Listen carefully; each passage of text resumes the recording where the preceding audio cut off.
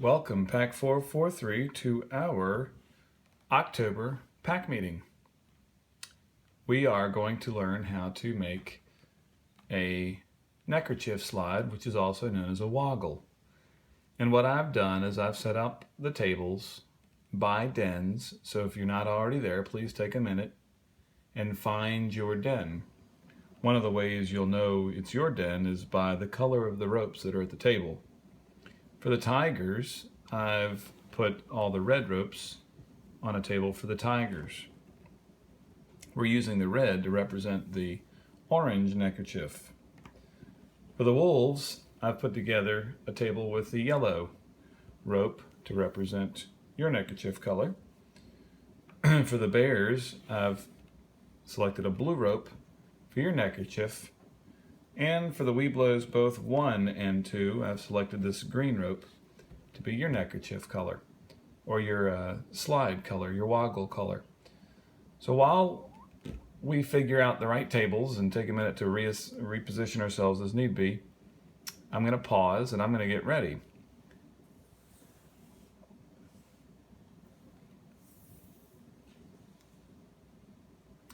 All right, hopefully everybody's where they need to be, and if not, quickly get there. So for demonstration purposes, I'm going to use the wolf color, which is yellow. It's just a little easier to see, especially against the backdrop I've got here. So we're going to take our 3-foot or 36-inch rope, and we're going to begin to make our woggle. First, what we're going to do is we're going to open our palm here, and we're going to place the rope so where it's just about touching the end of our hand here, right about there. And parents, this is an activity that we definitely need your involvement with. What I've found is easier is to have your child sort of stand in front of you, and you can oversee their hand movement and placement as they go along. So first what we're going to do is we're going to get started. Like I said, we're going to put the rope in our hand this way and use our thumb as sort of a placeholder here. We're going to take our pinky and our ring finger, we're going to fold them back first, and they also can help grab the end of that rope. And as I take this longer piece of the rope, what we're going to do is we're going to wrap it around our pointer and index finger. We're going to aim for the knuckle right here of our index finger. We're going to try and point it right there, and then we're going to cross back over. So again, you've got that other piece of rope back here. You've hit that index finger knuckle. Again, the thumb is a placeholder. And we've made an X up here towards the top. Now what we're going to do is we're going to aim for the webbing right here in our hand, and we're going to come behind those pointer and index finger and hit the webbing right there. Come back up. So we basically make an H pattern right here. All right, I'm going to pause for a minute, let everybody catch up. Once here, what we're going to do is we're going to reposition our thumb and now place it over this most recent X here, again to kind of hold everything in place. Long end of the rope to your right. And roll our hand slightly, and we're going to go underneath the far right rope here. And you can tuck it under wherever you need to. I'm going to go down towards my knuckles here and kind of push it through here. And then feed it all the way through so that that long rope comes through.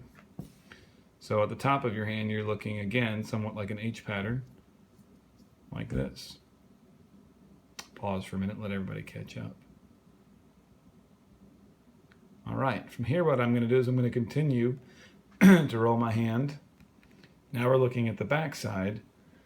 And what I'm going to do now is I'm going to take the rope, the long rope, and I'm going to kind of push it out of the way for just a second.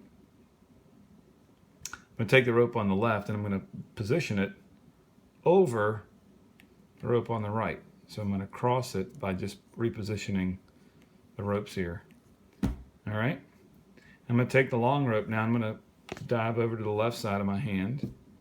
And I'm going to bring, however you want to do it, I found it easier just to kind of work it underneath here.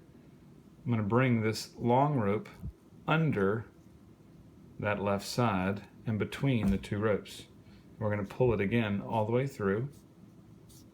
I'm going to kind of go a little slow here. So now you can start to see the formation of a braid. Give everybody a minute to catch up. All right, from here I'm going to rotate my hand again, and I'm going to, you should see down here on the end, you should still see these ropes were kind of crossed. I'm going to reposition that a little bit. Again, I'm going to take the long rope. I'm going to go under the rope on the right this time. However you need to do it. Just position it under the rope on the right and come up between the two ropes here. You can see it gets a little bit difficult. All right? So you're between the ropes here, and you're going to pull that all the way through. To the end. Now at this point you can see a definite woven pattern coming about. All right, from here, now what we're going to do is we're going to rotate our hand back open. Now comes the easy part. And as you can see, you should be able to have the rope kind of positioned between, my fat fingers are in the way, but between these two, you're going to just kind of bring it forward again. And now the easy part. You're going to follow your starting position rope. By doing that, you're going to take the rope that was the long end and literally simply follow the beginning rope.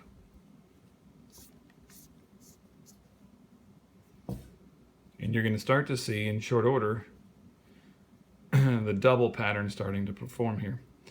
Starting to form. What I'm going to do is I'm going to move these to the end of my fingers. This is a point where it doesn't really matter. Now that you've gotten to the tracing part, or redoing your steps here with the long rope, you don't need it to be that far down on your fingers. It's easy now to just kind of take it off of your fingers and reposition as you need to. So you can roll the rope. You can open the rope as you need to weave it through. And as you weave it, you're going to stay to the right of your feeder rope, your starter rope. Okay, you see the double pattern again. We're going to rotate it a little bit. We're going to open this knot a little here so we can push this down and then back up. It's just easier for me to do it this way, following that feeder rope. And the way you can tell is you can go back to the end here, find your start, and make sure that you have two ropes, two lines. And just literally feed it through and pull it through. Again, I'm not too worried about the rope. It's going to be fine as long as it holds its form, which it should. Pull it through.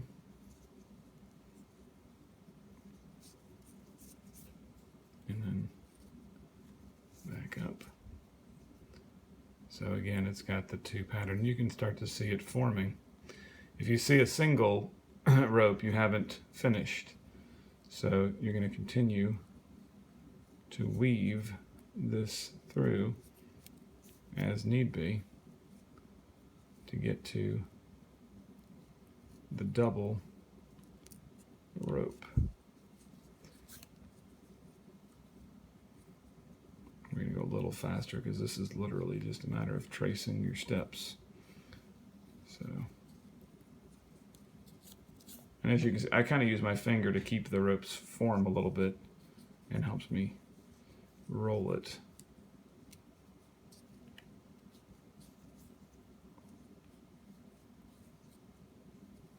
Now, if you run out of rope, which I'm about to do, you can sort of cinch the rope back down. And as you pull on areas, you'll find spots that are slightly uneven. That's a good place to start. And it doesn't matter which way you go, whether you go to the right or the left. Again, I've got my finger through the rope. Just simply pull the slack out until you get back to the end. And as you go, you might find another side where it's got a little slack. You can push or pull that slack wherever you need it to go, all the way through. Good. I tend to like putting it on my thumb at this point where it's almost the right size, right shape. And again, just continue to feed it there if you can. You might need to take it off your thumb. It's really a personal preference. All right, so we're about to the end, and you can see I've got a little bit of a dilemma here. I've got the double rope on the bottom side of this rope and the double rope on the top side here. So what I would do is I would take the one that's on the top and feed it through to this point. All right, because what we're going to do as parents, you're going to help out. This is not a child's point. This is where the parents need to take over. You're going to snip these two lines wherever you find is the appropriate spot, and you're going to have to melt or weld these two end ropes together. And I've got an example here I can show you of a knot that is completed. What I've done is I've simply melted the two ends, not very well because this was the first one I've done, but you can melt the two ends and kind of tuck it back underneath the knot to hide it. Again, the shape it's kind of keeping is about the size of my thumb, which ought to be plenty big for the two ends of the neckerchief to slide through. So another key piece I will tell you as you do this, parents, is that the inside of the rope tends to melt kind of quickly, and it also makes the outer piece shrink a little faster too, so you end up with that globule there. So what I would suggest maybe is to slide back the outer shell, cut it with a pair of scissors, and then slide back over so that you don't see any of the inside portion when you're welding it together. But feel free to rewind or replay this as much as you need to. Again, you can remove the slack as you need to get it to where it's about the size of your thumb. All right, hopefully you've had fun. I look forward to seeing everybody wearing their Woggles, and show me them when you're done. Thanks.